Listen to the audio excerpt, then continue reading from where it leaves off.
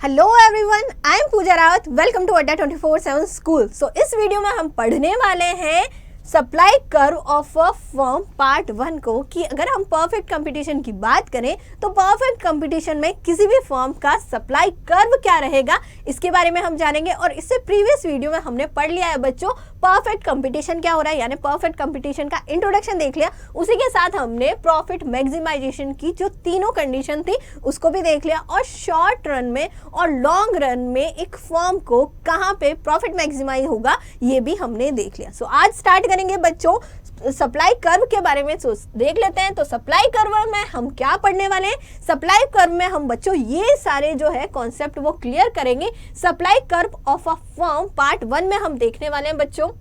पहला हम supply curve, supply का कॉन्सेप्ट समझेंगे कि सप्लाई क्या है। उसी के बाद हम देखेंगे बच्चों कि एक फर्म का जो सप्लाई कर्व है जो वो डिसाइड होता है या कैसे चेंज होता है उसके बारे में समझेंगे, यानी determinants of firm supply curve के बारे में पढ़ेंगे। उसके बाद में हम देखेंगे बच्चों शॉर्ट रन में सप्लाई कर्व क्या होगा एक फर्म का, ये देखेंगे, और लॉन्ग रन में सप्लाई कर्व क्या होगा एक फर्म का, ये देखेंगे। तो शुरू करते हैं पहले टॉपिक से, दैट इज सप्लाई कॉन्सेप्ट का। सो सबसे पहले अगर हम बात करें सप्लाई क्या है, हमने डिमांड के बारे में बच्चों अच्छे से पढ़ रखा है। हमने जो हमारा कंज्यूमर जो है हमारा कंज्यूमर बिहेवियर वाले जो चैप्टर था हमारा सेकंड चैप्टर, उसमें हमने पढ़ा था डिमांड क्या होता है।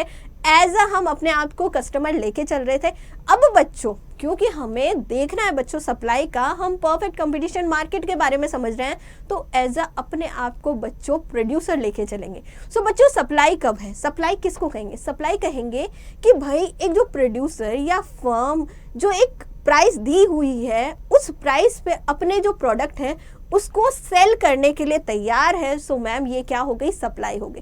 सिंपल सा है, कोई भी प्रोड्यूसर है, जैसे मैं हूँ, मैं जो गिवन प्राइस है, जैसे इस पेन की जो गिवन प्राइस है, मैं इस पेन का प्रोडक्शन कर रही हूँ, इस पेन की जो गिवन प्राइस है, इस गिवन प्राइस पे अगर मैं सेल करती हूँ तो ये क्या हो गया बच्चों, सप्लाई हो गई। सो हम कहेंगे the total quantity of a commodity that a seller would be willing to produce और sell at a given price during a given period of time.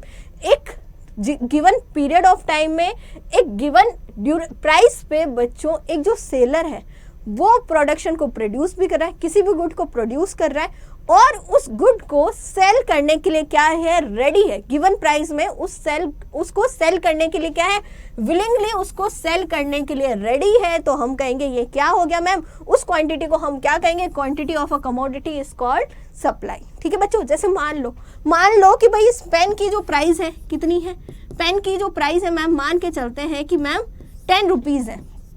ठीक है, अब बच्चों 10 रुपीज प्राइस है, ऑलरेडी गिवन है, और इस पे मैं चाहती हूँ कि भाई मैं 100 यूनिट्स का प्रोडक्शन करूँ, यानी 100 पेन बनाऊँ और इन 100 पेन को क्या कर दूँ, सेल कर दूँ। ठीक है, अगर मैं इस 100 पेन को बना के सेल करती हूँ बच्चों, तो मैम ये जो हमारे 100 यूनिट्स है, ठीक है, ये क्वांटिटी हो गई। अब इन 100 यूनिट को हम क्या कहेंगे मैम, सप्लाई। ठीक है, जितनी क्वांटिटी में हम सप्लाई करेंगे, जितनी क्वांटिटी में हम सेल करेंगे, वही क्या होगी मैम, सप्लाई होगी, गिवन टाइम और गिवन टाइम पीरियड और गिवन प्राइस पे जो हमने सप्लाई करी है। आगे हम देखेंगे a firm supply is the quantity that a chosen to sell at a given price, given technology, given the price of a factor of production. So हम कहेंगे मैम कहाँ पे सप्लाई करेंगे, यहाँ पे सप्लाई करेंगे भाई जो गिवन प्राइस है, टेक्नोलॉजी जो गिवन है, या फिर फैक्टर ऑफ प्रोडक्शन जो गिवन है, प्राइस जो गिवन है, इसमें क्या होगा बच्चों, जितनी क्वांटिटी जो सेल होगी वो क्या हो जाएगी, हमारी सप्लाई हो जाएगी किसी भी फर्म की। सो बच्चों यहाँ पे देखो हम बहुत सारे प्रोडक्ट देखते हैं जो कि हम परचेज करते हैं, हम एज अ कस्टमर हम परचेज करते हैं। ठीक है, मार्केट में बहुत सारे प्रोडक्ट्स हैं, जैसे मिल्क हो गया, वेजिटेबल्स हो गई, या फिर जो है दवाइयाँ हो गई, वो सब हम क्या करते हैं बच्चों, वो परचेज करते हैं, पर उनको कोई ना कोई तो सेल करता ही होगा। कंपनीज बनाती है, सेल करती है, तो सेल कब करेगी, सिंपल सा है भाई, गिवन प्राइस, जब प्राइस होगी उसकी तभी तो वो सेल करेगी, तभी तो उनको क्या है, प्रॉफिट अर्न होगा। तो बच्चों गिवन प्राइस पे जो सेल करते हैं, जितनी क्वांटिटी में सेल की जाती है, वो क्या हो गया हमारे लिए, सप्लाई हो गई। आगे देखेंगे बच्चों इसी में सप्लाई स्केड्यूल के बारे में समझेंगे। सप्लाई स्केड्यूल क्या है, एक फर्म द्वारा डिफरेंट प्राइस पे डिफरेंट क्वांटिटी, सॉरी यहाँ पे एक फर्म द्वारा डिफरेंट प्राइस पे same quantity, sorry same product की जो क्वांटिटी सेल होगी वो हमारे क्या हो गया, सप्लाई शेड्यूल होगा। जैसे मान लो भाई कोई प्रोडक्ट है, कोई भी प्रोडक्ट है, मान लो ये पेन ही है, जैसे ये पेन है, ये हमारा क्या हो गया, प्रोडक्ट हो गया। ठीक है मैम, एक फर्म है जो क्या कर रही है, इस पेन का प्रोडक्शन कर रही है। ठीक है मैम, इस पेन का प्रोडक्शन कर रही है, इस पेन की प्राइस दी हुई है। ठीक है, अब बच्चों ये जो प्राइस है पेन की, पहले क्या है, 100 रुपीज़ है। अब 100 रुपीज़ प्राइस पे जो फर्म है वो क्या कर रही है, 20 पेन को सेल कर रही है। ठीक है, यहाँ पे कितनी क्वांटिटी सेल हो रही है, 20 क्वांटिटी सेल हो रही है। ठीक है, अब बच्चों मार्केट प्राइस क्या हो गई, इंक्रीज हो गई, कितनी हो गई, 150 हो गई। अब जब मार्केट प्राइस इंक्रीज होगी तो क्वांटिटी भी क्या हो जाएगी बच्चों, इंक्रीज हो जाएगी। क्यों, क्योंकि जो सेलर होगा या जो फर्म होगी वो क्या मानेगी, वो क्या सोचती है, अरे भाई प्राइस इंक्रीज हो गई, कहने का मतलब क्या है, हमें प्रॉफिट ज्यादा अर्न करने को मिलेगा। जैसे कब मिलेगा, जब प्राइस ज्यादा हो गई, अब हमें ज्यादा क्वांटिटी सेल करनी है। ठीक है मैम, तो यहाँ पे बच्चों जैसे ही प्राइस पेन की कितनी होगी, 150 हुई, यहाँ पे हमारी जो क्वांटिटी होगी फर्म की सप्लाई की कितनी हो जाएगी, 30 हो जाएगी। अब बच्चों प्राइस कितनी हो गई, 200 हो गई, पेन की क्वांटिटी बढ़ा के कितनी कर दी सप्लाई में, यानी कितना सेल किया है, 45 का। अब बच्चों पेन की प्राइस कितनी हो गई, 220 हो गई। सो मैम यहाँ पे क्वांटिटी कितनी सेल हो जाएगी, 55 हो जाएगी। क्या देख रहे हैं, हम देख रहे हैं मैम प्रोडक्ट क्या है, एक है, इस प्रोडक्ट में अलग अलग प्राइस पे, इस प्रोडक्ट की ही अलग अलग प्राइस पे जो अलग अलग क्या हो रही, क्वांटिटी जो सेल हो रही है, इसी को हम क्या कहेंगे, डिमांड शेड्यूल। यानी ऐसी टेबल जो एक प्रोडक्ट की अलग अलग प्राइस पे जो अलग अलग क्वांटिटी की जो सेल हुई है उसको दिखाता है। सो मैम वो क्या हो गया, हमारा डिमांड, सॉरी वो हमारा सप्लाई शेड्यूल हो गया। A table describing a quantity sold by a firm at a various price। ठीक है मैम, क्या कह रहा है, अरे भाई ये क्या बताता है, कोई भी फर्म है, ये जो टेबल है वो क्या करती है, डिस्क्राइब करती है कोई भी फर्म है वो कितनी क्वांटिटी को सेल कर रही है वेरियस प्राइस पे, टेक्नोलॉजी और price of a factor remain unchanged is called supply schedule.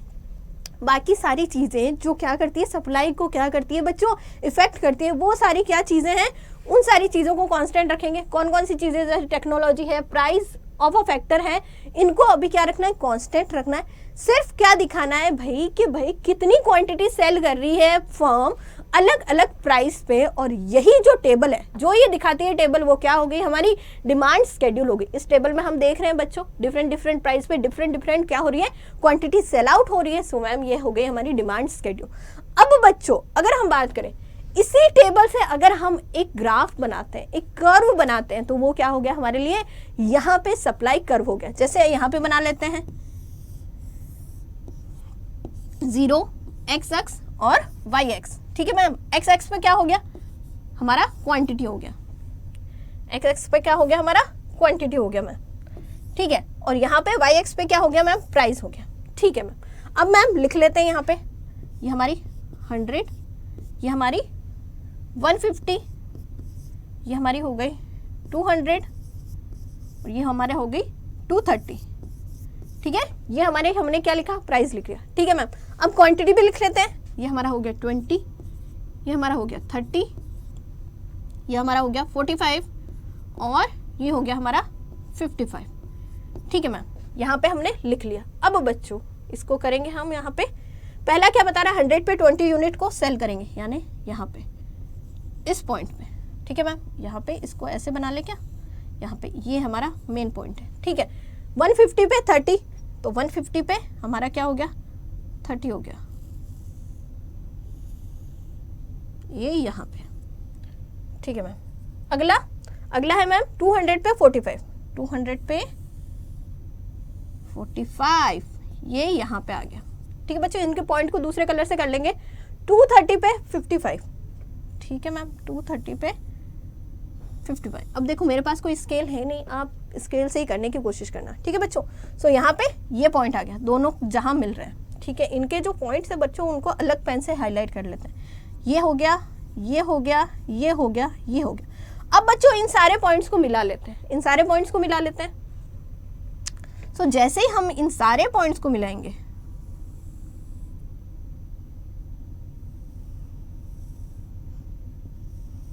जैसे ही बच्चों हम इन सारे पॉइंट्स को मिलाएंगे,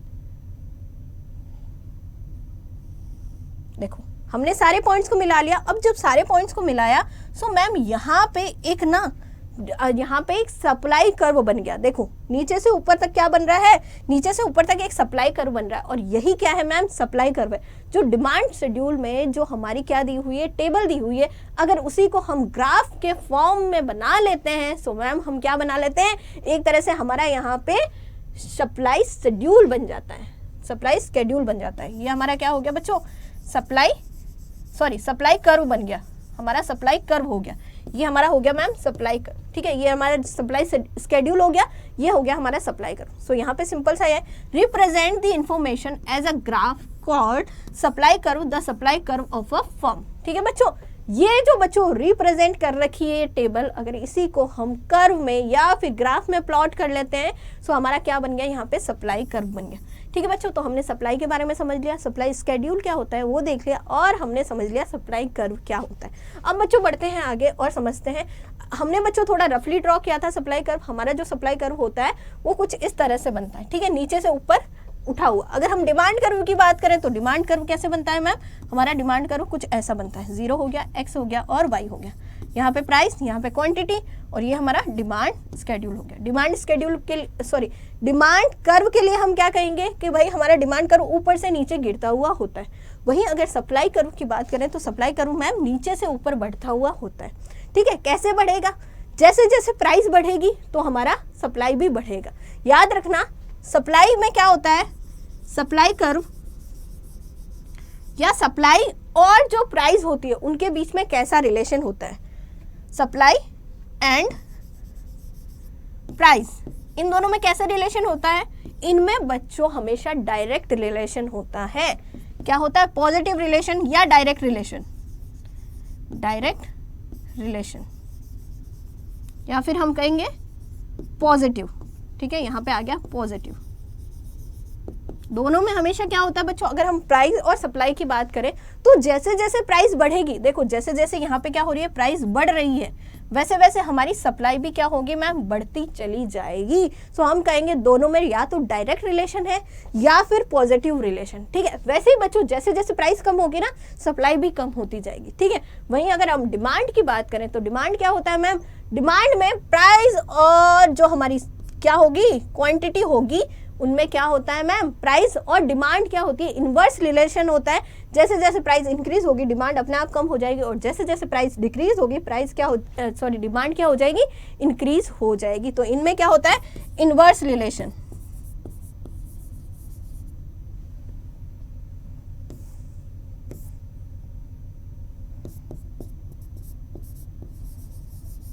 इनवर्स रिलेशन होता है, डिमांड में इन्वर्स होता है, प्राइस और डिमांड में इन्वर्स होता है, और प्राइस और सप्लाई में क्या होता है बच्चों, डायरेक्ट या फिर पॉजिटिव रिलेशन होता है। ये हमारा हो गया बच्चों सप्लाई कर, ध्यान रखना दोनों में क्या रिलेशन होता है।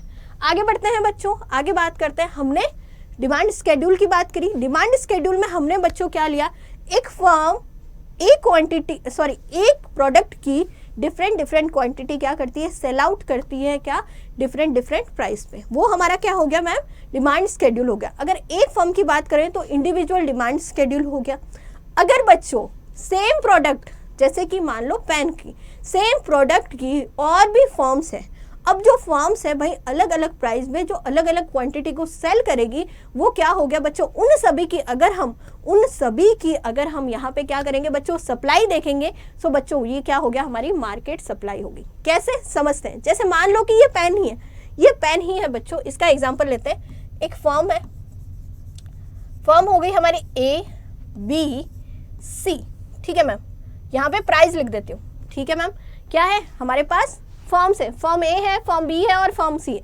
प्राइस दी हुई है, प्रोडक्ट हम यहाँ पे कोई भी प्रोडक्ट लेते हैं, जैसे पेन ही ले लेते हैं, जैसे ये पेन ही हमारा क्या है मैम, प्रोडक्ट है। अब पेन को बनाने वाली 3 यहाँ पे क्या है मैम, फर्म है, A है, B है, C है। प्राइस लिख लेते हैं।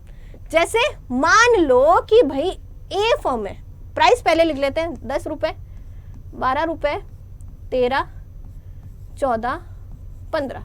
ठीक है, ए फर्म जो है 10 रुपए पे यहाँ पे बच्चों क्या कर रही है, 20 पेन को सेल कर रही है। ठीक है मैम। वहीं 10 रुपए पे बी फर्म जो है बच्चों 25 पेन को सेल कर रही है, वहीं जो सी फर्म है 10 रुपए पे क्या कर रही है बच्चों 30 पेन को सेल कर रही है।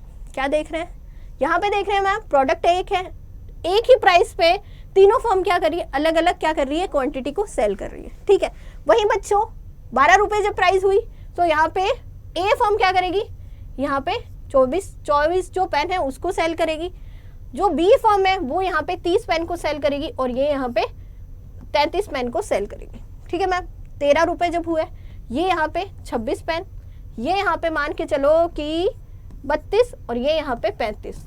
ठीक है, अब जब और ज्यादा प्राइस इंक्रीज हो गई तो यहाँ पे मैम 28, यहाँ पे हो गया हमारा 35 और यहाँ पे 40। ठीक है, यहाँ पे और 30, यहाँ पे हो गया हमारा 40 और यहाँ पे 42।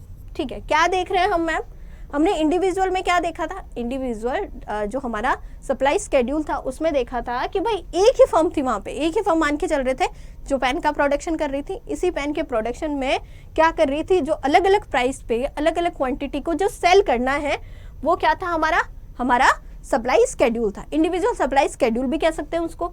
ठीक है, अब बच्चों प्रोडक्ट सेम है, अब सेम प्रोडक्ट पे बहुत सारी फर्म्स जो है वो प्रोडक्शन करती है। ठीक है मैम, क्योंकि हम परफेक्ट कंपटीशन की बात कर रहे हैं। ठीक है, परफेक्ट कंपटीशन में एक ही पेन का बहुत सारी फर्में क्या करती है, प्रोडक्शन कर रही है। मान लो 3 फर्में ए बी सी। ठीक है मैम, प्राइस यहाँ पे दी हुई है।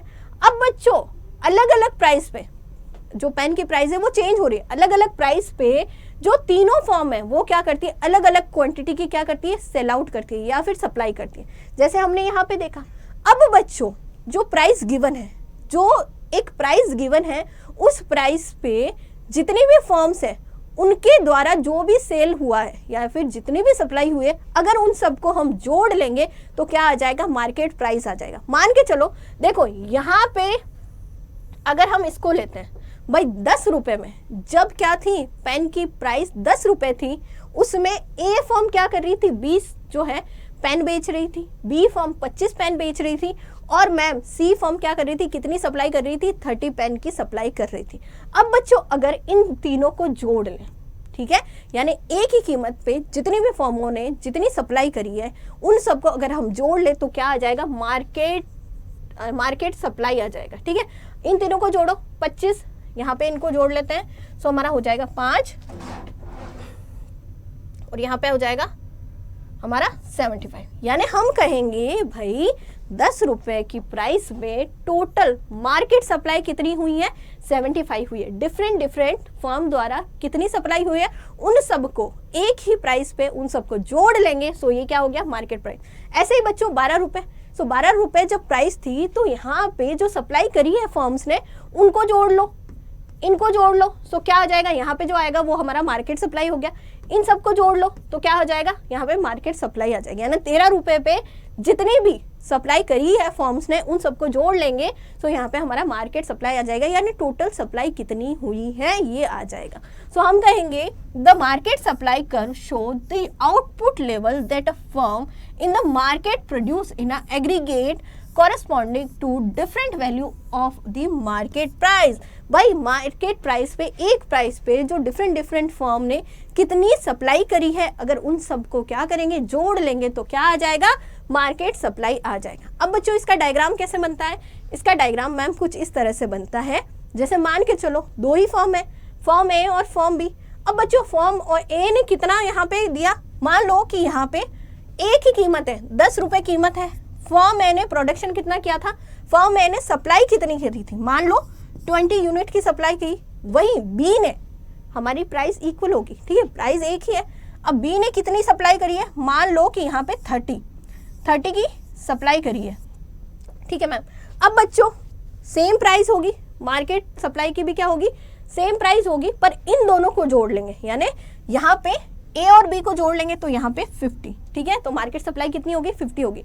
दोनों फर्म्स द्वारा जो भी सप्लाई हो रही है सेम प्राइस पे, उन दोनों को जोड़ लेंगे तो क्या आ जाएगा, मार्केट सप्लाई आ जाएगा। ठीक है बच्चों, सो यहाँ पे हमने मार्केट सप्लाई का कर्व भी देख लिया। ये हमारा सप्लाई कर्व है, ये हमारा क्या है मैम, सप्लाई कर्व है। ठीक है, जो क्या हो रहा है, नीचे से ऊपर बढ़ रहा है। फर्म ए का फर्म बी का, इन दोनों को जोड़ लिया तो मार्केट सप्लाई आ गया। आगे बढ़ेंगे बच्चों और समझते हैं। अब समझते हैं बच्चों determinants of firm supply curve, यानी कि जो सप्लाई कर्व है वो कैसे डिसाइड होता है या वो कैसे मूव होगा, ये कौन डिसाइड करते हैं बच्चों। 3 फैक्टर हैं, या फिर हम कहेंगे 3 जो हमारे यहाँ पे फैक्टर हो गए जो क्या करते हैं, ये डिसाइड करते हैं। सो मैम पहला फैक्टर क्या है, पहला फैक्टर है मैम टेक्नोलॉजिकल प्रोग्रेस। अगर बच्चों टेक्नोलॉजिकल प्रोग्रेस हुआ है, टेक्नोलॉजी में कुछ चेंज हुआ है या उसमें प्रोग्रेस हुआ है, सो इससे हमारी सप्लाई पे क्या असर पड़ेगा इसको समझेंगे। मान लो कुछ भी हम प्रोडक्शन कर रहे हैं, हमारा प्रोडक्शन है, कोई प्रोडक्ट बना रहे हैं, उस प्रोडक्ट को बनाने के लिए, उस गुड्स को बनाने के लिए हमें कितने लेबर चाहिए, हमारे मान के चलते हैं हमें लेबर चाहिए मैम 2। मान लो कि हमें प्रोडक्ट बनाना है, हमें हमारे प्रोडक्ट की कितनी क्वांटिटी बनानी है, मान लो 100 क्वांटिटी बनानी है, मुझे 100 क्वांटिटी का प्रोडक्शन होता है मेरे, और इस 100 क्वांटिटी के प्रोडक्शन में लेबर लगते हैं मेरे मैम 2। ठीक है, अब मैम टेक्नोलॉजी एडवांसमेंट आ गया, यानी टेक्नोलॉजी में कुछ प्रोग्रेस आ गया, यानी अब मैं जो है हाई टेक्नोलॉजी या फिर एडवांस टेक्नोलॉजी का यूज कर रही हूँ। अब इसका यूज करके क्या होगा, अब बच्चों सेम फैक्टर ऑफ प्रोडक्शन, यानी मैं सिर्फ 2 ही लेबर का यूज करके या सेम फैक्टर ऑफ प्रोडक्शन का यूज करके ज्यादा क्या कर सकती हूँ, अपना आउटपुट बढ़ा सकती हूँ। अब बच्चों मैंने क्या करा, सेम लेबर को यूज करा। अब मैंने टेक्नोलॉजी प्रोग्रेस जो आया उसको एक्सेप्ट किया कि भाई जो भी नया टेक्नोलॉजी है उसको मैंने अडॉप्ट किया, उसको मैंने लागू किया अपनी फर्म में। सो मेरा प्रोडक्ट अब बढ़ के कितना हो गया, 500 हो गया।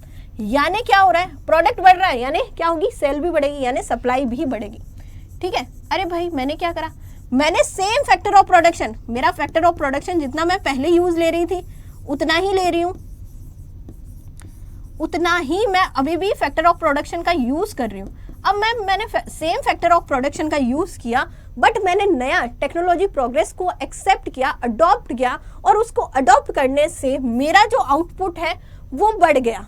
ठीक है ma'am, same factor of production में मेरा आउटपुट बढ़ गया। अब जब आउटपुट बढ़ा तो मैम सप्लाई भी क्या हो गई, इंक्रीज हो गई। अब जब सप्लाई इंक्रीज हुई है तो मैम हमारा जो सप्लाई कर्व है, पहले जो यहाँ पे था ये वाला जो सप्लाई कर्व है वो बढ़ के कहाँ हो जाएगा, वो बढ़ के आगे चला जाएगा। यानी पहले हम इतनी क्वांटिटी सेल कर रहे थे, अब हम ज्यादा क्वांटिटी सेल कर रहे हैं। सो मैम ये क्या हो गया, हमारा टेक्नोलॉजी प्रोग्रेस से हमारा सप्लाई कर्व कहाँ चला गया, यहाँ पे इधर से इधर चला गया, यानी कहाँ चला गया, ये आगे की तरफ चला गया। सो मैम हम कहेंगे ये क्या हो गया, हमारा सप्लाई कर्व को डिसाइड करने वाले क्या हो गए, हमारे डिटरमिनेंट्स हो गए। With same level of factor of production, firm produce more unit of output। ठीक है बच्चों, इसका यूज करके, टेक्नोलॉजी प्रोग्रेस का यूज करके क्या होगा भाई, same factor of production, same factor of production यानी सेम कॉस्ट में हम क्या कर रहे हैं, ज्यादा प्रोडक्शन कर रहे हैं। इसको एक्सेप्ट करके, इसको अडॉप्ट करके क्या करेंगे, हम ज्यादा प्रोडक्शन करेंगे। अब ज्यादा प्रोडक्शन करेंगे तो सेल ज्यादा होगी। अब जब सेल ज्यादा होगी तो मैम क्या हो जाएगा, यहाँ पे हमारी सप्लाई इंक्रीज हो जाएगी। जहां हम सप्लाई यहाँ कर रहे थे वहां अब हम यहाँ करने लगे तो हमारा सप्लाई क्या हो गया मैम, इंक्रीज हो गया। ठीक है बच्चों, तो पहला हो गया टेक्नोलॉजिकल प्रोग्रेस। अगला है मैम इनपुट प्राइस। इनपुट यानी बच्चों हमारे लिए कोई भी प्रोडक्शन हम करते हैं, कोई भी प्रोडक्ट को अब हम बनाते हैं तो उसमें इनपुट कौन होते हैं, इनपुट होते हैं मैम हमारे फैक्टर ऑफ प्रोडक्शन। इनपुट हो गया हमारे फैक्टर ऑफ प्रोडक्शन।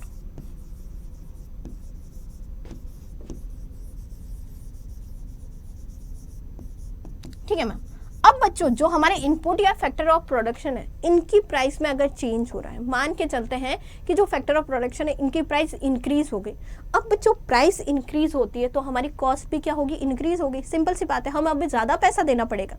ठीक है, अगर प्राइस इंक्रीज होती है फैक्टर ऑफ प्रोडक्शन की, यानी कॉस्ट भी इंक्रीज हो रही है। अब जब कॉस्ट इंक्रीज होती है तो हमें हमारी जितना आउटपुट होना चाहिए उतना नहीं होगा, क्योंकि हम क्या करेंगे, कॉस्ट कम करने के चक्कर में हमारे फैक्टर ऑफ प्रोडक्शन को कम कर देंगे। अब जब हम फैक्टर ऑफ प्रोडक्शन को कम करेंगे तो हमारी सप्लाई भी क्या हो जाएगी बच्चों, कम हो जाएगी। समझते हैं बच्चों इसको, मान के चलते हैं भाई हमारा फैक्टर ऑफ प्रोडक्शन यूज हो रहे हैं, कोई भी कुछ भी हमारा आउटपुट यहाँ पे मान के चलते हैं कि भाई आउटपुट कितना है, मान के चल रहे हैं कि आउटपुट है हमारा 200 यूनिट्स। हमारा आउटपुट कितना है, 200 यूनिट्स। इस 200 यूनिट्स को प्रोड्यूस करने के लिए हमें 5 लेबर की जरूरत है, मतलब हम 5 लेबर का यूज कर रहे हैं। भाई 200 यूनिट्स का हमें प्रोडक्शन करना है, कोई भी प्रोडक्ट है, कोई भी गुड्स है, उसकी 200 यूनिट्स को हम आउटपुट करते हैं, उसका आउटपुट करते हैं हम कितना 200। अब बच्चों 200 यूनिट का आउटपुट करने के लिए हमें कितने लेबर की ज़रूरत होती है या कितने लेबर काम करते हैं, तो 5 लेबर काम करते हैं, ठीक है। अब बच्चों लेबर का यहाँ पे क्या हो गया, प्राइस इंक्रीज हो गई, यानी लेबर का वेजेस इंक्रीज हो गया। पहले बच्चों मान के चलते हैं 100 रुपए होगा, पहले मान के चलते हैं कि 100 रुपए उनका वेजेस है, अब बढ़ के कितना हो गया, अब बढ़ के मैम 200 हो गया। यानी क्या हो रहा है, पहले हम 500 रुपए देते थे 5 लेबर को, अब हमें 1000 रुपए देना पड़ेगा, किसको, 5 लेबर को, ठीक है मैम। अब बच्चों ज़्यादा पैसा देना पड़ेगा तो कॉस्ट क्या हो जाएगी, हमारी कॉस्ट मैम बढ़ जाएगी। अब बच्चों कॉस्ट इंक्रीज हो गई और हमारा आउटपुट अभी भी क्या है, उतना का उतना है। भाई 5 लेबर उतना ही तो काम करेंगे, भले उनकी कॉस्ट इंक्रीज हो गई, भले हमारी कॉस्ट इंक्रीज हो गई, अभी भी क्या कर रहे हैं, इतना का इतना काम कर रहे हैं। सो मैम अब हम कॉस्ट कम करने के चक्कर में क्या करेंगे, थोड़ा सा हमारे लेबर को कम कर देंगे। पहले हम 5 लेबर का यूज करते थे, अब हम 3 लेबर का यूज करेंगे। अब हम क्या कर रहे हैं, सिर्फ 3 लेबर का ही यूज कर रहे हैं, ठीक है। हमने सोचा कि भाई आउटपुट तो बढ़ नहीं रहा है, तो यहाँ पे कॉस्ट ज्यादा हो रही है, तो अब हम क्या करते हैं, लेबर को कम कर देते हैं। अब बच्चों लेबर को जैसे ही कम किया, 5 से 3 किए, ठीक है, यानी 2 लेबर को हटा दिया, 2 लेबर को हटाया, सो मैम हमारी कॉस्ट तो कम हुई, पर हमारी यहाँ पे प्रोडक्शन क्या हो जाएगा, कम हो जाएगा, ठीक है। क्योंकि 5 लेबर क्या कर रहे थे, 200 यूनिट्स बना रहे थे। अब 3 लेबर क्या करेंगे, सिर्फ यहाँ पे मान के चलो कि 3 लेबर क्या करेंगे, यहाँ पे 150 यूनिट्स ही प्रोडक्ट प्रोड्यूस कर रहे हैं। यानी हमने कॉस्ट कम करने के चक्कर में क्या करा है, हमने आउटपुट कम कर दिया। अब जब आउटपुट कम का होगा तो सप्लाई भी तो कम हो जाएगी। अब जब सप्लाई कम हो गई तो यहाँ पे हमारा जो सप्लाई कर्व है वो कहाँ था, वो यहाँ था, वो कहाँ आ जाएगा, पीछे की तरफ चला जाएगा। सो मैम अगर हम बात करें, अगर इनपुट की प्राइस चेंज होती है, if the price of input wage rate of a labour increase the cost of production rise, क्या करेंगे हम कहेंगे भाई जब इनपुट की प्राइस चेंज हो रही है, यानी फैक्टर ऑफ प्रोडक्शन की प्राइस क्या हो रही है, चेंज हो रही है, जैसे हम जो लेबर का वेजेस है वो चेंज हो रहा है, तो उससे क्या होगा, उससे जो हमारा फैक्टर ऑफ प्रोडक्शन है वो भी बढ़ जाएगा, ठीक है मैम, बढ़ जाएगा। अब इसको कम करने के चक्कर में हम क्या करेंगे, लेबर को हटा देंगे। अब लेबर को हटाएंगे तो हमारा सप्लाई भी क्या हो जाएगा मैम, कम हो जाएगा। The consequences increases the consequent increase in the firm average cost and the increase in the firm marginal cost at any level of output।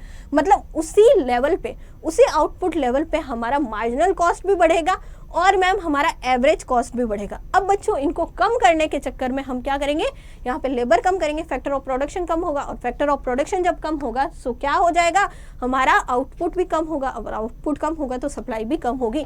पहले हमारी सप्लाई जो यहाँ पे थी वो कहाँ चलेगी, इधर चली गई। सो मैम हम क्या करेंगे, अगर इनपुट की प्राइस में चेंज होता है यानी इंक्रीज होता है तो हमारा सप्लाई आगे की जगह पीछे चला जाएगा, ठीक है। क्या होगा, यहाँ पे आगे की जगह पीछे चला जाएगा। सो ये क्या हो गया, हमारा इनपुट प्राइस हो गया, जो कि हमने समझा है। आगे बढ़ते हैं बच्चों, अगला है ma'am impact of a unit tax on supply. अगर बच्चों अगर हमारा प्रोडक्शन हुआ है और उसकी एवरी यूनिट पे अगर टैक्स लगा है, सो मैम उससे हमारे सप्लाई कर्व पे क्या इम्पैक्ट पड़ेगा। मान के चलो भाई मैं क्या कर रही हूँ, प्रोडक्शन कर रही हूँ किसी भी प्रोडक्ट का, ठीक है। जैसे इस पेन को ही मान लो, भाई इस पेन का मैं प्रोडक्शन कर रही हूँ, ठीक है मैम, इस पेन का प्रोडक्शन कर रही हूँ। अब बच्चों इस पेन के प्रोडक्शन की जो प्राइस है, मतलब जब मैं इसको सप्लाई करूंगी, जब मैं इसको सेल करूंगी, सो मैम इसके सेल की जो प्राइस है मैम वो कितनी है, 10 रुपीज़ पर यूनिट। यानी मुझे कितना मिलेगा, मैं कितने में सेल करूंगी, 10 रुपीज़ पर यूनिट पे सेल करूंगी। अब बच्चों इस पे लग गया है टैक्स, गवर्नमेंट ने लगा दिया है टैक्स कि भाई आप जितनी भी सप्लाई करोगे आपके पर यूनिट पे क्या लगेगा, टैक्स लगेगा। भाई मान लो कि 2 रुपए का उन्होंने क्या लगा दिया, टैक्स लगा दिया। यानी अगर मैं एक प्रोडक्ट बेचूंगी, अगर मैं एक यूनिट को सेल करूंगी, सो मैम मुझे यहाँ पे क्या देना पड़ेगा, 2 रुपए कॉस्ट, यहाँ पे 2 रुपए टैक्स देना पड़ेगा, ठीक है मैम। पहले 10 रुपए में मैं क्या कर रही थी, सेल कर रही थी, इसमें कोई टैक्स नहीं था, पर अब मुझे यहाँ पे 2 रुपए टैक्स देना पड़ेगा। अब वो बच्चों मेरे ऊपर भार है, मेरे ऊपर कॉस्ट बढ़ रहा है। अब मेरे ऊपर कॉस्ट बढ़ेगा तो मैं अब कितने में सप्लाई करूंगी, 12 रुपए में सप्लाई करूंगी, सिंपल सा है। अब मुझे 12 रुपए में सप्लाई करना पड़ेगा। सो मैम अगर मैं 12 रुपए में सप्लाई कर रही हूँ, भाई यहाँ पे मेरा कॉस्ट तो बढ़ ही रहा है ना।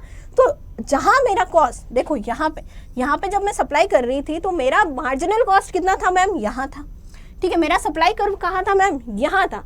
अब जैसे ही मैं टैक्स को ऐड करूंगी, ठीक है, यहाँ पे मेरी प्राइस थी, अब जैसे ही मैं टैक्स को ऐड करूंगी तो मेरा सप्लाई कर्व कहाँ चला जाएगा, ऊपर की तरफ चला जाएगा।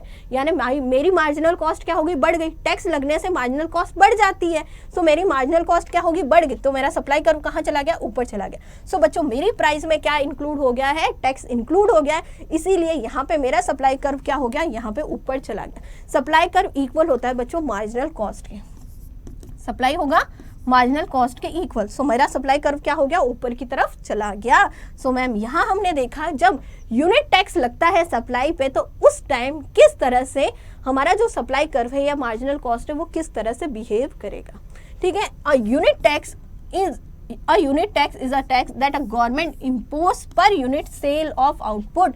यूनिट टैक्स क्या होता है बच्चों, भाई गवर्नमेंट लगाती है इसको, और पर यूनिट सेल हुई है जो आउटपुट पे, इस पे जो टैक्स लगेगा वो हो गया हमारा यूनिट टैक्स। और बच्चों यूनिट टैक्स लगने से किस तरह से हमारा सप्लाई कर्व बिहेव करता है ये भी हमने देख लिया।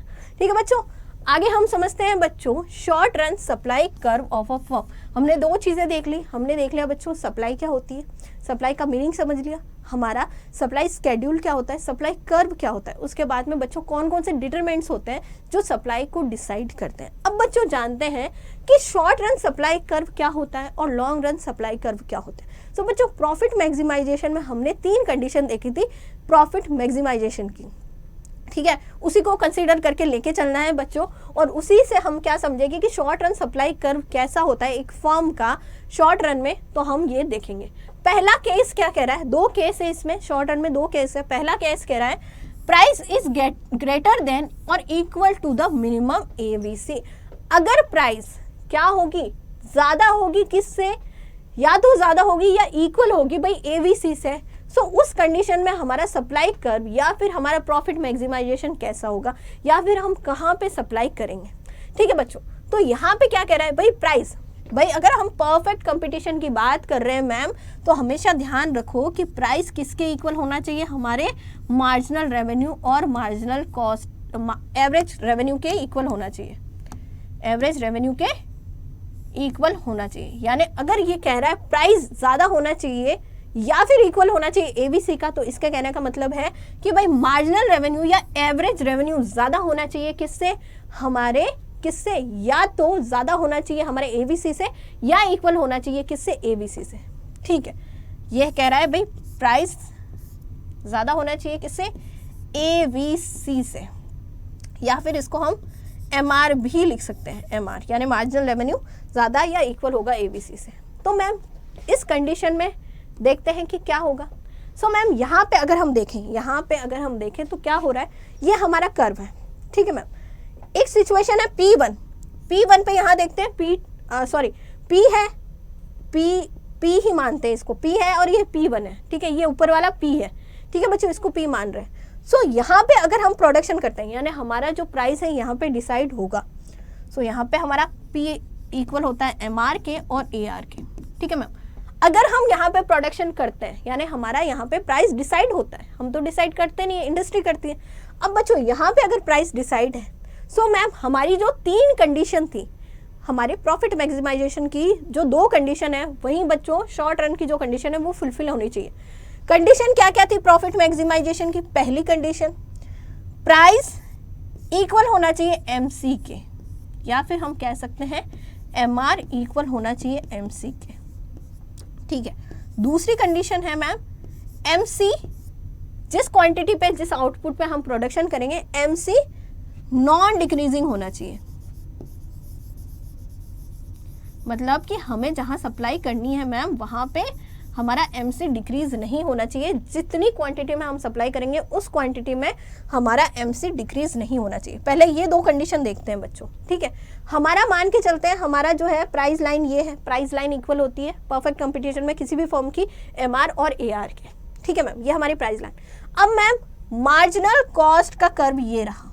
ठीक है, मार्जिनल कॉस्ट का कर्व क्या है, ये वाला हमारा मार्जिनल कॉस्ट का कर्व है। ठीक है मैम, अब बच्चों पहले हम यहाँ पे 2 कंडीशन को फुलफिल करते हैं। पहली है एम आर इक्वल होना चाहिए एम सी के। एम आर और एम सी कहाँ इक्वल हो रहा है, ये हमारा एम सी कर्व है, ये हमारा एम आर कर्व है, ठीक है मैम। तो मैम कहाँ पे, एक तो मैम देखो इस पॉइंट पे इक्वल हो रहा है, एक हो रहा है मैम इस पॉइंट पे इक्वल हो रहा है, ठीक है। कहाँ पे, एक तो मैम इस पॉइंट पे इक्वल हो रहा है, एक हो रहा है इस पॉइंट पे। सो इसको नाम देते हैं ए, इसको नाम दे देते हैं बी, ठीक है मैम। अगर हम भाई यहाँ पे ए पॉइंट पे प्रोडक्शन करते हैं और अगर हम मैम बी पॉइंट पे प्रोडक्शन करते हैं, दोनों पे, ये हमारा क्यू हो गया, इसको हम क्यू मान लेते हैं, ठीक है। ये अगर हम क्यू पे प्रोडक्शन करेंगे और अगर हम Q1 पे प्रोडक्शन करेंगे, दोनों ही जगह क्या है मैम, हमारी पहली जो कंडीशन है वो फुलफिल हो जाएगी प्रॉफिट मैक्सिमाइजेशन की, ठीक है मैम। अगर हम सप्लाई यहाँ करते हैं या यहाँ करते हैं, दोनों में ही हमारी पहली कंडीशन फुलफिल हो गई। अब चलते हैं बच्चों दूसरी कंडीशन में। क्या कह रहा है, MC नॉन डिक्रीजिंग, यानी वहां पे जहां हमारा सप्लाई होगा या आउटपुट होगा, वहां पे हमारा क्या नहीं होना चाहिए, MC डिक्रीजिंग नहीं होना चाहिए, ठीक है मैम। अब बच्चों अगर ए पे देखें तो ए पे क्या हो रहा है मैम, हमारा MC डिक्रीज हो रहा है, ठीक है।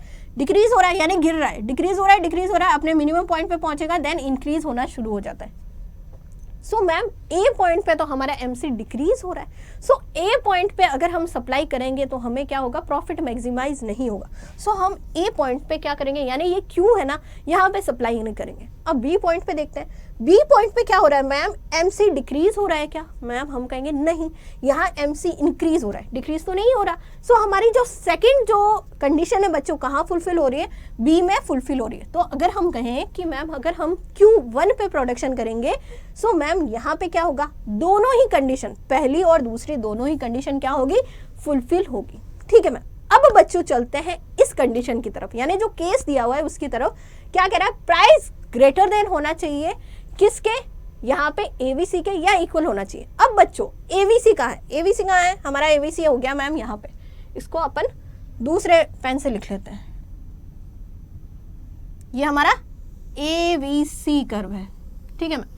अब बच्चों एवीसी कर्व यहाँ पे देखो, जहां पे हमारा प्रोडक्शन डिसाइड हो रहा है, हम प्रॉफिट मैक्सिमाइजेशन की दो कंडीशन जहां पे डिसाइड हो रही है, यहाँ पे हमारा एवीसी क्या हो रहा है, हमारा एवीसी एमआर या फिर पी से ज्यादा है या कम है या इक्वल है।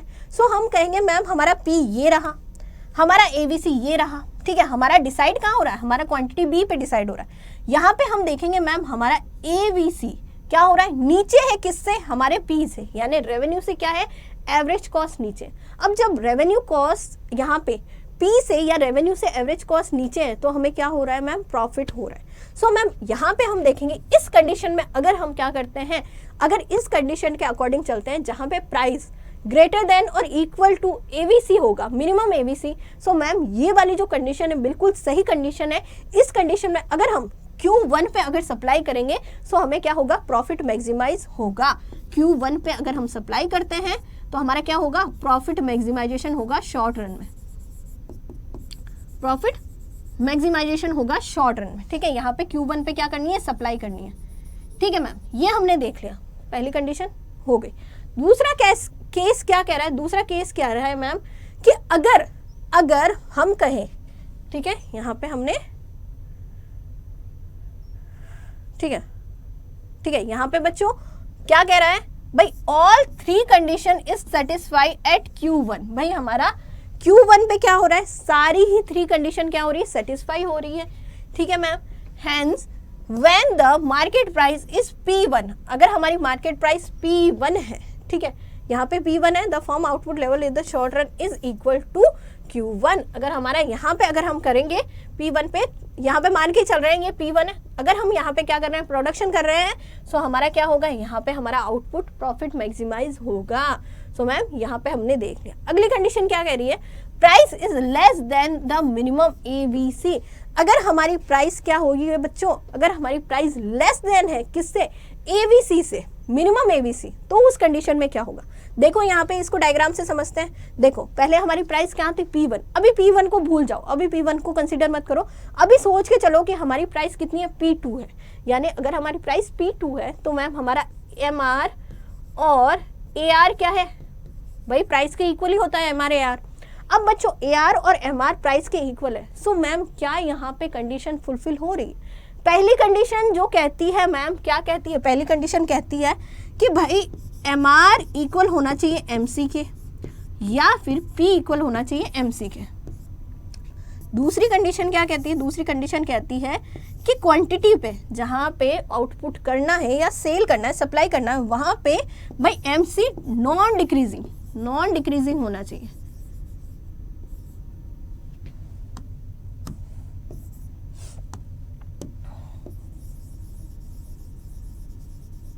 ठीक है, वहां पे क्या होगा? MC नॉन डिक्रीजिंग होगा। सो मैम क्या यहाँ पे अगर हमारा जो प्राइस है यहाँ डिसाइड हुआ है, सो क्या यहाँ पे MC और MR इक्वल है या MC और प्राइस इक्वल है? हमारा देखो MC कर्व यहाँ पे, ये हमारा MC कर्व है। सो क्या इक्वल हो रहा है? नहीं मैम, यहाँ तो इक्वल नहीं हो रहा, यानी पहली कंडीशन सेटिस्फाइड नहीं हुई। दूसरी कंडीशन कह रही है भाई MC नॉन डिक्रीजिंग। अब बच्चों यहाँ पे तो डिक्रीजिंग और नॉन डिक्रीजिंग कुछ हो ही नहीं रही है। सो मैम दूसरी कंडीशन भी क्या हो रही है? फुलफिल नहीं हो रही। सो मैम अगर हम देखें, अगर हमारी प्राइस कम है किससे? ABC से, तो उस कंडीशन में कोई भी जो फर्म होगी वो प्रोडक्शन नहीं करेगी, क्योंकि बच्चों यहाँ पे लॉस में क्यों? अब बच्चों कॉस्ट ज़्यादा है और रेवेन्यू कम है, सो उस कंडीशन में क्यों कोई फर्म यहाँ पे प्रोडक्शन करेगी? वो अपना प्रोडक्शन जीरो कर देगी, वो अपना फर्म को क्या करेगी? बंद कर देगी। सो हम कहेंगे supply in a short run if the market price P2 must be greater than or equal to ABC that the output level। क्या होना चाहिए भाई? शॉर्ट रन में हम वही सप्लाई करेंगे जहां पे हमारा जो है प्राइस या तो ABC से ज़्यादा हो या फिर ABC के इक्वल हो, वहां पे हम क्या करेंगे? प्रोडक्शन करेंगे। अगर कम है, अगर हमारा मार्केट प्राइस P2 पे है, सो मैम उस कंडीशन में क्या होगा? हमारा ABC ज़्यादा है और किससे? प्राइस से, यानी रेवेन्यू से कॉस्ट ज़्यादा है, तो उस कंडीशन में हम क्या करेंगे? आउटपुट बंद कर देंगे। If the market price is P2 the firm produce zero output, क्योंकि यहाँ पे क्या करेंगे? हम लॉस में कैसे प्रोडक्शन कर सकते हैं? नहीं कर सकते, तो हम यहाँ पे क्या करेंगे? प्रोडक्शन बंद कर देंगे। ठीक है बच्चों, तो ये हमारी दूसरी कंडीशन। दोनों केसेस में देखा तो फर्स्ट केस हमारी सारी जो कंडीशन है उनको फुलफिल कर रहा है, सो फर्स्ट केस को हम एक्सेप्ट कर लेंगे। अगला है मैम लॉन्ग रन की बात कर रहे हैं। लॉन्ग रन में क्या है? Long run supply curve of a firm, जैसे हमने शॉर्ट रन में देखा ऐसे ही लॉन्ग रन में दो है केस। क्या है? प्राइस ग्रेटर देन और इक्वल टू मिनिमम LRAC, यानी लॉन्ग रन एवरेज कॉस्ट। दूसरी है बच्चों price less than the minimum LRAC। ठीक है, दो केसेस हैं। पहला कह रहा है कि अगर जो प्राइस है या तो वो ज्यादा है या इक्वल होना चाहिए लॉन्ग रन एवरेज कॉस्ट के। दूसरी कंडीशन कह रहा है कि भाई जो प्राइस है वो कम है LRAC के। ठीक है, अब बच्चों ये हमारी प्राइस हो गई। ठीक है मैम, अब प्राइस किसके इक्वल होगी? पहले हमें P1 देखना है। ठीक है, P2 को भूल जाओ, P1 देखना है। सो हमारा MR और AR इक्वल है। ठीक है, अगर प्राइस का कॉन्सेप्ट आ रहा है तो कहने का अर्थ है कि वहाँ पे AR और MR है। परफेक्ट कंपटीशन की बात कर रही हूँ। ठीक है बच्चों, सो यहाँ पे कह रहा है कि प्राइस ज़्यादा होना चाहिए हमारा AC से। ठीक है, लॉन्ग रन एवरेज कॉस्ट है, ये हमारा लॉन्ग रन एवरेज कॉस्ट है। अब बच्चों अगर इस कंडीशन में है तो क्या हमारी तीनों ही जो है कंडीशन फुलफिल हो रही है? P equal to MC। दूसरा है that is MC non decreasing. क्या हमारी दोनों कंडीशन फुलफिल हो रही है? तो हम कहेंगे मैम देखते हैं। सो यहाँ पे हमारा क्या हो रहा है? MC और हमारा P इक्वल हो रहा है। यहाँ पे MC और MR क्या हो रहा है? इक्वल हो रहा है A पॉइंट पे। ठीक है, अगर हम Q1 पे प्रोडक्शन करते हैं सो मैम यहाँ पे क्या होगा? MC और MR दोनों ही क्या होगा? इक्वल होगा। ठीक है मैम, दूसरी कंडीशन भाई MC non decreasing, MC decrease नहीं होना चाहिए। सो मैम अगर हम देखें A पॉइंट पे क्या हमारा MC डिक्रीज हो रहा है? सो हम कहेंगे नहीं मैम, यहाँ पे क्या हो रहा है? इंक्रीज हो रहा है। यानी अगर हम Q1 पे प्रोडक्शन करते हैं सो हमारी दोनों ही कंडीशन क्या हो रही है? फुलफिल हो रही है। अब बच्चों चलते हैं इस केस के ऊपर जो कह रहा है प्राइस ग्रेटर देन और इक्वल टू मिनिमम LRAC। या तो प्राइस कम होगी या फिर इक्वल होनी चाहिए किसके? या तो प्राइस ज्यादा होनी चाहिए या फिर इक्वल होनी चाहिए किसके? यहाँ पे AC के। अब बच्चों अगर हम यहाँ पे प्रोडक्शन कर रहे हैं तो हमारा AC यानी एवरेज कॉस्ट क्या हो रहा है? यहाँ पे किससे कम है? प्राइस से कम है। ठीक है मैम, सो इस कंडीशन में क्या हो रहा है? इस कंडीशन में कहने का मतलब है कि हमें रेवेन्यू ज़्यादा हो रहा है, हमें प्रोडक्शन और सप्लाई करके रेवेन्यू ज़्यादा हो रहा है और कॉस्ट क्या हो रही है? कम हो रही है। सो इस कंडीशन में हम क्या करेंगे? इतना हमें क्या हो रहा है मैम? प्रॉफिट हो रहा है।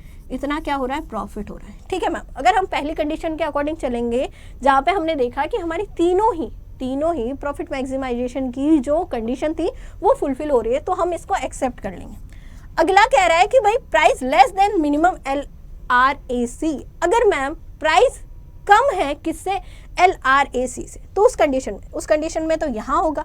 अब बच्चों देखना है, ये वाला देखना है, ये वाला नहीं देखना, अब ये वाला देखना है। अगर प्राइस P2 है, प्राइस P2 है यानी MR और AR, तो ये हो जाएगा। अब बच्चों MR और AR है, ये है, तो हमारी यहाँ पे मार्जिनल कॉस्ट क्या है, ज़्यादा है। अरे भाई रेवेन्यू से ज़्यादा मार्जिनल कॉस्ट आ रही है, यानी कॉस्ट हम ज़्यादा बियर कर रहे हैं किससे, रेवेन्यू से। तो उस कंडीशन में ना तो हमारी पहली कंडीशन फुलफिल हो रही है जो हमारी कहती है ना P इक्वल होना चाहिए MC के, या फिर MR इक्वल होना चाहिए MC के, क्या यहाँ पे किसी भी तरह से इक्वल हो रहा है क्या, नहीं मैम। दूसरी कंडीशन कह रहा है MC नॉन डिक्रीजिंग, अरे भाई यहाँ तो टच ही नहीं हो रहा है, तो डिक्रीज क्या होगा, नहीं होगा। सो मैम यहाँ पे हमारी दोनों ही कंडीशन फुलफिल नहीं होगी। तो सिंपल सा है, अगर हम बात करें, अगर हमारा रेवेन्यू कम है हमारे एवरेज कॉस्ट से, तो उस कंडीशन में क्या होगा, उस कंडीशन में अगर हम लॉन्ग रन की बात करें, सो लॉन्ग रन में मैम हम प्रोडक्शन नहीं करेंगे, बल्कि हमारा प्रोडक्शन क्या हो जाएगा, यहाँ पे जीरो हो जाएगा। ठीक है, जीरो हो जाएगा, क्योंकि पहली बात तो हमारी दोनों कंडीशन वैसे ही फुलफिल नहीं हो रही, और ये वाले भी कंडीशन क्या हो रही है, फुलफिल नहीं हो रही। सो हम कहेंगे लॉन्ग रन में हम वहाँ पे प्रोडक्शन करेंगे जहाँ पे हमारी जो प्राइस है या हमारा जो रेवेन्यू है वो ग्रेटर होगा या इक्वल होना चाहिए मिनिमम LARC के, वहीं हम क्या करेंगे, प्रोडक्शन करेंगे। क्यों, क्योंकि मैम अगर हम लॉन्ग रन की बात कर रहे हैं, लॉन्ग रन में अगर परफेक्ट कंपटीशन है तो मैम सारी जो फर्में हैं वो नॉर्मल प्रॉफिट अर्न करती हैं, नॉर्मल प्रॉफिट। अगर कोई फर्म नॉर्मल प्रॉफिट भी अर्न नहीं करती, अगर कोई फर्म नॉर्मल प्रॉफिट भी अर्न नहीं करेगी, सो मैम कहने का मतलब क्या हो गया, कहने का मतलब है कि उसको अपना जो है फर्म बंद कर दो, अपना प्रोडक्शन जीरो कर दो और मार्केट से चले जाओ। ठीक है, नॉर्मल प्रॉफिट क्या हो गया, नॉर्मल प्रॉफिट यानी कि भाई जो हमारा रेवेन्यू है, जो रेवेन्यू है वो क्या होना चाहिए, लॉन्ग रन की बात करें, वो एवरेज कॉस्ट के इक्वल होना चाहिए, जो मिनिमम एवरेज कॉस्ट है उसके इक्वल होना चाहिए। अगर मिनिमम एवरेज कॉस्ट के इक्वल नहीं है, यानी उससे भी नीचे है हमारा रेवेन्यू, सो मैम वहाँ पे प्रोडक्शन जीरो कर दो, वहाँ पे प्रोडक्शन बंद कर दो और फर्म अपना प्रोडक्शन बंद करके मार्केट से चली जाएगी। ठीक है बच्चों, सो लॉन्ग रन में ये हमारा सप्लाई कर्व होगा, आगे हम देखेंगे।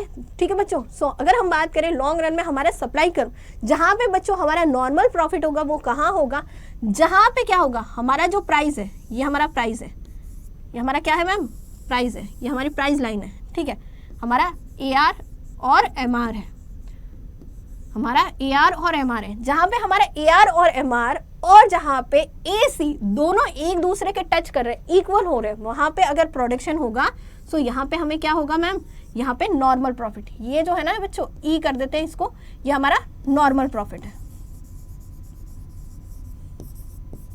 Normal profit. और बच्चों अगर इस पॉइंट के बाद अगर हमारा क्या हो रहा है, यानी अगर मान के चलो कि हमारा यहाँ पे P आ गया, हमारा P यहाँ पे आ गया और हमारा AC ऊपर है, सो कहने का मतलब है अगर यहाँ पे आ गया तो हम इस वाले पे P1 पे प्रोडक्शन नहीं करेंगे, क्योंकि हम यहाँ पे जो हमारा मिनिमम एवरेज कॉस्ट है वो भी बियर नहीं कर पा रहे। अब जब हम एवरेज मिनिमम कॉस्ट है उसको हमारे पास आ रही है, मतलब कॉस्ट ज़्यादा आ रही है रेवेन्यू से, तो उस कंडीशन में हमें क्या हो रहा है, लॉस हो रहा है, और इसमें हम प्रोडक्शन नहीं करेंगे। ठीक है बच्चों, और ये जो पॉइंट है ना बच्चों, ये AC का मिनिमम पॉइंट है। अगर हम बात करें ना, ये जो पॉइंट है ये क्या है, AC का मिनिमम पॉइंट है, ये AC का मिनिमम पॉइंट। इसके बाद में हमें अगर रेवेन्यू आ रहा है, मतलब इसके बाद अगर रेवेन्यू आ रहा है तो हमें क्या करना है, बंद कर देना। और बच्चों इसी पॉइंट के बाद ये हमारा शटडाउन पॉइंट भी है, ध्यान रखना, यही क्या है, हमारा शटडाउन पॉइंट। ठीक है, यही शटडाउन पॉइंट है, मतलब इसके नीचे अगर आपको अर्निंग हो रही है, सो कहने का मतलब है कोई मतलब नहीं है, फॉर्म बंद कर दो, घर चले जाओ। ठीक है बच्चों, इसके नीचे अगर अर्निंग हो रही है, सो क्या है, कुछ भी नहीं है, फॉर्म बंद करो और चले जाओ। ठीक है, सो हमारा एवरेज कॉस्ट, ये मिनिमम एवरेज कॉस्ट है, और यहीं पे हमारा क्या होना चाहिए, दोनों इक्वल होगा, रेवेन्यू और एवरेज कॉस्ट इक्वल होगा। सो क्या हो जाएगा, यहाँ पे यहीं पे हमारा मिनिमम पॉइंट है और यहीं पे हमारा नॉर्मल प्रॉफिट होगा, और यही हमारा शटडाउन पॉइंट है। ठीक है बच्चों, अब बात करते हैं शटडाउन पॉइंट की, ऑलरेडी हम समझ चुके हैं। सो हमारा शटडाउन पॉइंट क्या हो गया, इन the short run the firm continue to produce as long as the price remain the greater or equal to the minimum ABC। अब बच्चों अगर हम शॉर्ट रन की बात करें तो शॉर्ट रन में हमने क्या देखा था, प्रोडक्शन वही होगा जहां पे अगर प्राइस जो है वो क्या होनी चाहिए, ABC से ज़्यादा होनी चाहिए, या फिर जो मिनिमम ABC है उतनी होनी चाहिए। अगर हमारा रेवेन्यू है, अगर मिनिमम एबीसी से भी कम है तो वहां पे क्या होगा, हमारा प्रोडक्शन जीरो हो जाएगा, बंद कर देंगे हम फर्म को। Point of minimum AVC where the SMC curve cut the AVC curve, कहाँ पे मिनिमम पॉइंट होगा, जहां पे एबीसी कर्व को क्या होगा, एमसी कर्व, अरे भाई हमारा मार्जिनल कर्व कट करेगा, जहां पे कट करेगा वहां पे हमारा मिनिमम पॉइंट है, और यही पॉइंट हमारा क्या है मैम, शटडाउन पॉइंट है। ठीक है, और इसके नीचे अगर हमें रेवेन्यू हो रहा है, मान लो कि यहाँ पे रेवेन्यू हो रहा है, ये हमारा पी है, यहाँ पे पी, अगर यहाँ पे रेवेन्यू हो रहा है तो कहने का मतलब है हमारी एवरेज कॉस्ट ज्यादा है, किससे, हमारे रेवेन्यू से, अगर ज्यादा है सो मैम यहाँ पे क्या करना है, हमें शटडाउन कर देना है। सो ये हमारा क्या हो गया, शटडाउन पॉइंट, यही क्या है मैम, हमारा शटडाउन पॉइंट है, हमारा हो गया शटडाउन पॉइंट। ठीक है बच्चों, अगले क्वेश्चन की तरफ बढ़ेंगे। अगला हमारा है, आगे हम देखेंगे बच्चों, सो हम कहेंगे अगला है मैम हमारा शटडाउन पॉइंट, किसमें, हमारे लॉन्ग रन में। अगर हम लॉन्ग रन की बात कर रहे हैं तो लॉन्ग रन में किस तरह से होगा, in the long run however the shutdown point is a minimum LRAC, ये हम समझ चुके हैं बच्चों। अगर हमारा रेवेन्यू या फिर हमारी प्राइस किसके इक्वल होगी, यहाँ पे मिनिमम AC के इक्वल होगी, सो हमारा ये क्या हो जाएगा, शटडाउन पॉइंट। अगर हमारी प्राइस यहाँ होती है, प्राइस होना यानी हमारे रेवेन्यू, अब बच्चों अगर हमारा रेवेन्यू यहाँ होता है तो हमारा क्या हो जाएगा, यहाँ पे AC ज्यादा है, हमारी कॉस्ट ज्यादा है, किससे, रेवेन्यू से। सो इस कंडीशन में हम क्या करेंगे, हमारा क्या हो जाएगा, शटडाउन पॉइंट हो जाएगा। ठीक है, तो ये हमारा हो गया शटडाउन पॉइंट। इसके नीचे अगर रेवेन्यू होगा तो हमें क्या करना है, हमारा प्रोडक्शन बंद कर देना है। ठीक है बच्चों, अगले में चलेंगे। अगला है हमारा नॉर्मल प्रॉफिट और ब्रेक इवन पॉइंट के बारे में। नॉर्मल प्रॉफिट क्या है, normal profit the minimum level of profit that is need is to keep a firm is existing business. भाई इतना मिनिमम प्रॉफिट होना चाहिए जिससे कि फर्म क्या कर सके, अपना जो है फर्म अपना बिजनेस एग्जिस्ट कर सके, अपने आप को बनाए रख सके परफेक्ट कंपटीशन में, वही क्या हो गया बच्चों, नॉर्मल प्रॉफिट हो गया। ठीक है बच्चों, the point on the supply curve at which the firm earn only normal profit is called the break even point is a firm। भाई नॉर्मल प्रॉफिट कब होगा, कब होगा, अगर हम बात करें लॉन्ग रन की बात करते हैं, लॉन्ग रन में ही क्या होता है बच्चों, नॉर्मल प्रॉफिट होता है। लॉन्ग रन में नॉर्मल प्रॉफिट कब होगा, अगर हम कहेंगे जहां पे प्राइस इक्वल होगी किसके, LRAC के, यानी लॉन्ग रन एवरेज कॉस्ट का जो मिनिमम पॉइंट है वहां पे हमारी प्राइस क्या होगी, इक्वल होगी। प्राइस यानी हमारा जो रेवेन्यू है वो इक्वल होना चाहिए किसके, LRAC के। यहीं पे क्या होता है बच्चों, लॉन्ग रन में नॉर्मल प्रॉफिट अर्न करती है कोई भी कंपनी, ठीक है, कोई भी फर्म। अब बच्चों यही क्या है, हमारा ब्रेक इवन पॉइंट भी है, यही क्या है हमारा break even point, break even point BPB है। ठीक है, यही हमारा ब्रेक इवन पॉइंट भी है। अब बच्चों super normal profit, normal profit हमने पढ़ लिया। Super normal profit, profit that a firm earn over and above the normal profit. अगर बच्चों नॉर्मल प्रॉफिट जो कि ये है, इससे ज्यादा अगर कोई फर्म रेवेन्यू अर्न करती है, यानी जो रेवेन्यू होगा जैसे MR होगा वो ज्यादा है किससे, AC से। ठीक है, लॉन्ग रन की बात करें AC से ज्यादा है तो मैम हम कहेंगे ये क्या हो गया, ये हमारा सुपर नॉर्मल प्रॉफिट हो गया। ठीक है बच्चों, तो normal profit, break even point और सुपर नॉर्मल प्रॉफिट के बारे में समझा है। आगे हम देखेंगे the supply of the goods refers to, अगर हम देखें क्वेश्चन हमारे सामने जो क्या कह रहा है, actual production of a goods. ठीक है, सप्लाई ऑफ गुड्स से क्या मतलब है, actual production of a goods, total existing stock of goods, stock available for sale और amount of the goods offered for a sale at a particular price per unit of time. So बच्चों अगर supply की बात करें तो supply क्या हो जाएगा, तो हम कहेंगे सप्लाई क्या हो जाएगा ma'am, amount of a goods offer for sale at a particular price per unit of time. ये हमारी सप्लाई की क्या है, डेफिनेशन भी है। आगे बढ़ते हैं बच्चों, अगला क्या कह रहा है, an increase in the supply of a goods is caused by. अगर हम बात करते हैं मैम, इंक्रीज हो रहा है सप्लाई में, सप्लाई ऑफ गुड्स में इंक्रीज हो रहा है, किसकी वजह से हो रहा है, improvement in its technology, fall in the price of other goods, fall in a price of a factor of production and all of them. ठीक है बच्चों, किससे होगा भाई, इंक्रीज हो रहा है, इम्प्रूवमेंट ऑफ टेक्नोलॉजी से हो रहा है, या फिर अदर गुड्स में क्या हो रहा है, अदर गुड्स की जो प्राइस है उसमें कमी होने से हो रहा है। ठीक है, उसमें कमी होने से तो सप्लाई नहीं होगा। Fall in a price of factor of production, ये भी होगा। ठीक है बच्चों, तो यहाँ पे हमारा आंसर क्या हो जाएगा, ऑल ऑफ देम हो जाएगा। Fall in a price of other goods, ठीक है। सो मैम यहाँ पे क्या हो जाएगा, यहाँ पे हमारा ऑल ऑफ देम हो जाएगा। अगले क्वेश्चन की तरफ बढ़ते हैं। सप्लाई इज अ, सप्लाई क्या है, लिमिटेड, ठीक है। सप्लाई इज अ, सप्लाई क्या है, limited resource that are available with the seller, ठीक है। Cost of production producing a goods, ठीक है। इसमें 1 मिनट, यहाँ पे हमारा जो आंसर होगा ना बच्चों, हमारा आंसर ए होगा।